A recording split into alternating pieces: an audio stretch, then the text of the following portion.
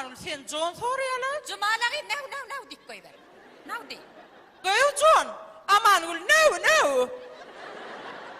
Goy düşünüyorsun okma no deyip duruna sana. Adam diline düşünüyorsun okla git. Goodbye onna sana. Goy yine can geliyor alıyordun uğraştan inne ver. Vay Hindistan'dan Priya canetçe.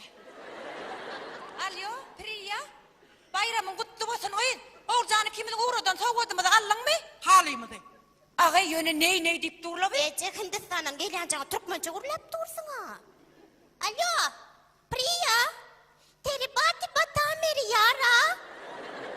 Me soçi ki hara. Teri ande. Alptır. Bolttur. Alptır. Ece, yine can geliyor. Vay. Kim oydu be? Yüzün oka?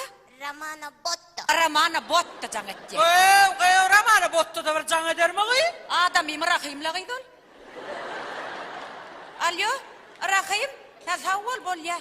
Vay, indi sen şu bayramçılığımı şeydi, telefonunu kutnap, o ayacak gol yan mı?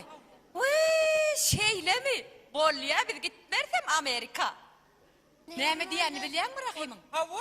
Ben diye öyle sizin için 3 kaşık soğuk ayarladım. Gitme şu günden şeyler, hiç şerif diye. Sen beni Hollywood'a Brad Pitt'i korkutmana gidecek diydin ha. Vay, bırak bir de can etsen öyle gel yere geçen, hep de bizden gittin. Adamımın ne mi diyen biliyor musun? Neyme? Rahim canım. Neyme? Yüzün Amerika'yı çalıp, evini edem. Ne mi diyen? Dolce Gabbana eşikleri. Eşiğini gayip de koydu oturursun diye. Goy önüne sene öyde oturuyan oğlum benim git yani oğlum bay. Senem gitmesiz oğlum o yurda Gary Potter Amerika'na. Goy gari atacaksın mı? Gary yaktı canım. Hakan.